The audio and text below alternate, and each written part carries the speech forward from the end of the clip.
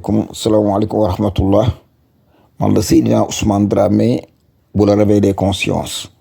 xanaa dellu di jéggalu bu baax a baax ndax vidéo bii ba ma ko génnee am na ñoo ma woo békki am na ñoo woo ci daara jit ne xamewuñ ko woon noonu békki am na ñoo xam ne aussi dañ may ñaan ne ma comme ñoom xamuñu ko woon nañ leen suturaal dindi photo yi muy commentaire yu bare bari yoo xam ne dëgg bu xasee ba ñëw booy nu bokk wax ko comme ay soxna kilifa lañ ñoom ñëpp duy seen tuñ rouge à lèvres ànd ak seeni jëkkër di ci bànneexu te rouge à lèvres kenn ku ne xam ne mook tusngal bii lépp mbaam xoox la mbaam lañ ko defaree comme ñoom wax nañ leen ko war nañ koo xam ñoom nañ ko bàyyi waaye vidéo bi ci la ma gis man jërut dindi ma bëggoon nu bokk ko seetaanati dégluwaat ko du rouge à lèvres rek du pastel bi rek déedéet ba ci diwlin ji ñuy lekk li ci ëpp mbaam xoox la gâteau yi ñuy jënd muy jóge Chine di ñëw gâteau yi benn baaxu ñu te sukkar si baaxul moo tax ñu war a xool li ñuy lekk mooy lan ak li duy suñ der bi mooy lan cosmétique bi lépp li ci ëpp 80% yi graisse mbaam lañ ko liggéeyee waaw am na ñuy jël huile de palme am na jël yeneen diw de soja ak yeneen diw di ko utiliser mais bi nga xam ne moo gën qualité bu baax bi nga xam ne moo wér te moo baax mooy bi jóge ci mbaam ndax der bi la dafa woyof der bi dafa nooy graisse gi day tafu ci sab der moo tax pastel yi day ñuul kukk niin bot lépp graisse mbaam la dafa jaadul na ngay kilifa ak diine di imam sa soxna diwi bëtam taqalituñam tëdd ak yow nga fas yéene màcc lépp boo xëyee jiituñu Ahmed Khalifa si loolu du dëgg kan seetaa dañuy def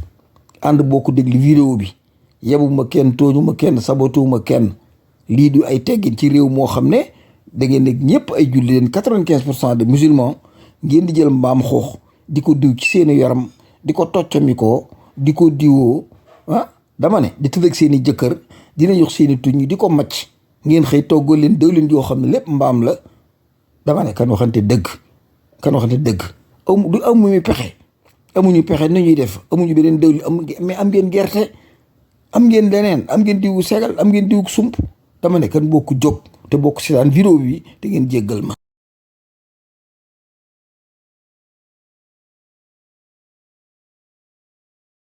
asalaamaaleykum wa rahmatullah man la Seydina Ousmane Dramé bu la réveil des consciences dañu di siwaatoon rek comme ni koy faral defee à chaque moment ndax société bi dañ ko bokk mu yaatu ñu am fi njaboot war koo surveiller war ko waxtaanee war a seet nu koy bokkee jëf ba kenn ku ci nekk doo laal sa morom tey nag fan yéen waxoon naa ak yéen jëmmi ko ci mbirum lekk gi te liñ lekk dara baaxu ci bi yoon damaa ñu ci cosmétique bi dara baaxu ci cosmétique bi lépp mbaam la dama bëggoon ñu seetaan vidéo bi ba noppi loolu kon waxtaan. Ça, c'est le travail de Bruno. Il est directeur des abattoirs d'Ussel en Corrèze. Une fois les morceaux consommables vendus, il trie le reste. Vous voyez ces boyaux qui vont être utilisés pour faire des cordages des guitares, des violons ou autres. Voilà une des autres utilisations qu'on peut faire avec le porc. Encore une autre utilisation avec les oreilles, voilà, clandestine à la fabrication de produits cosmétiques,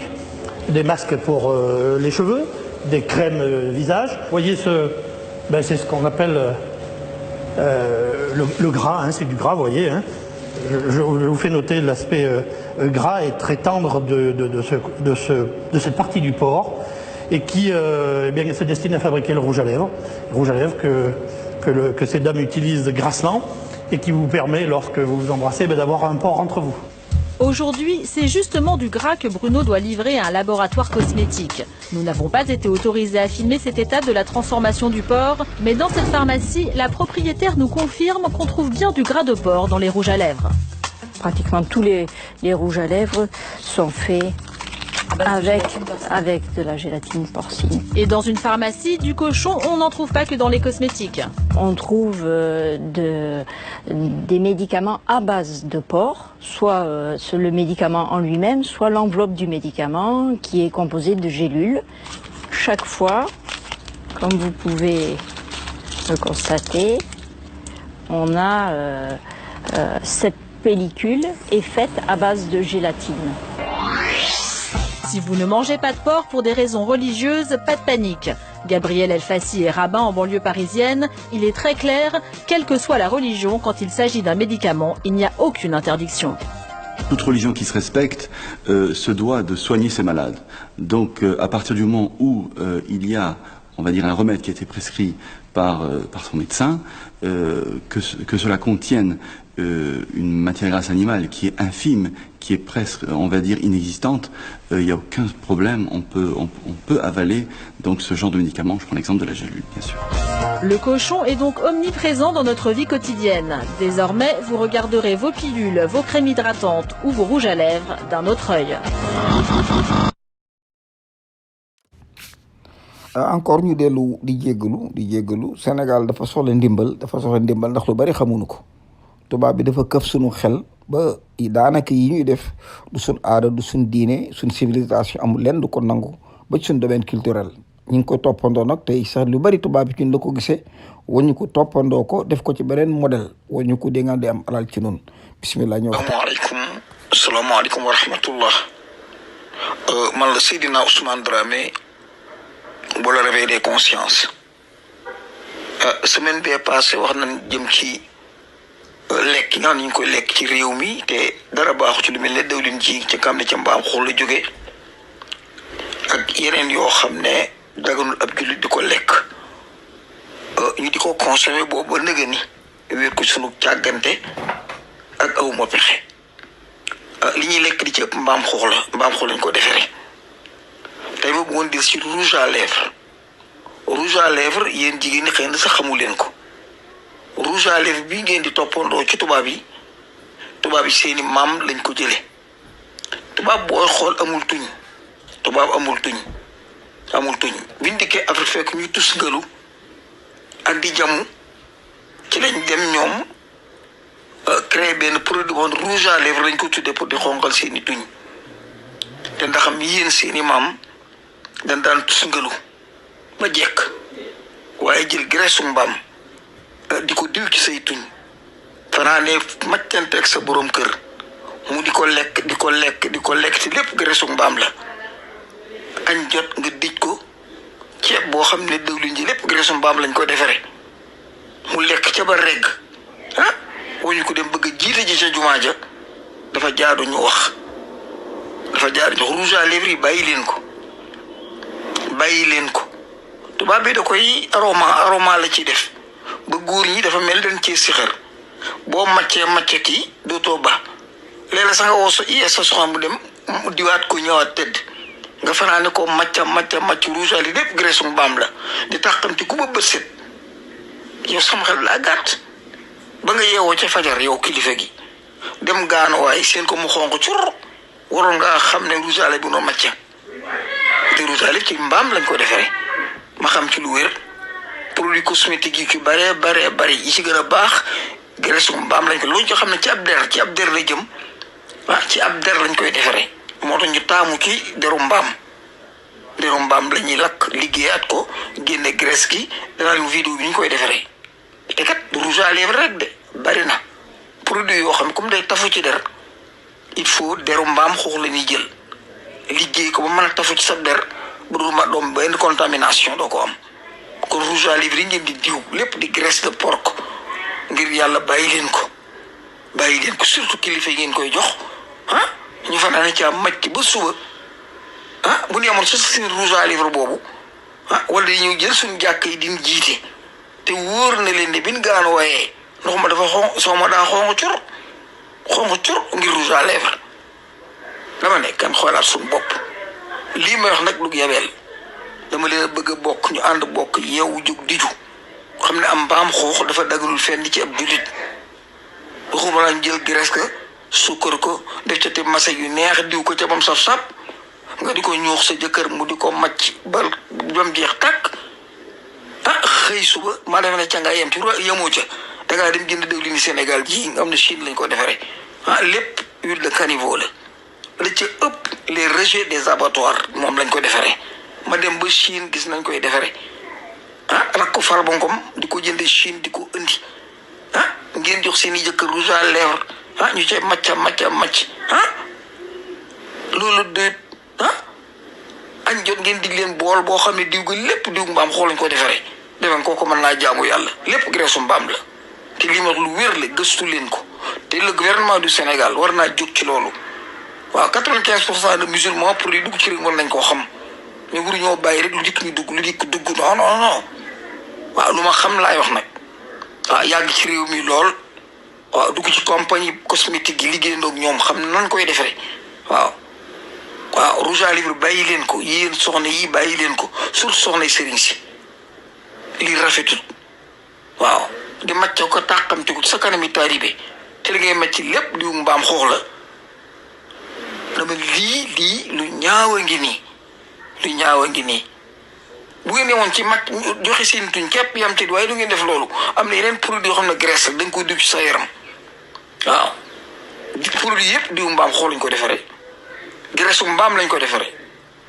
waaw danaa leen benn vidéo ngeen déglu ko ngeen xool vidéo bi man du moom Sénégal rek laa bëgg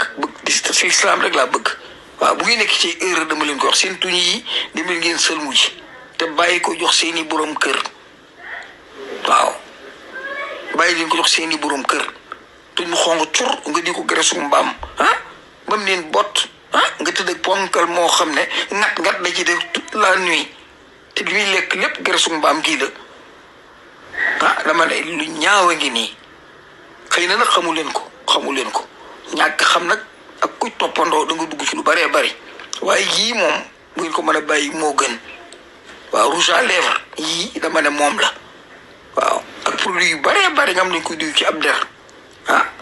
ci deru mbaam la ñuy jël def ko ci nga taf ko yow sa der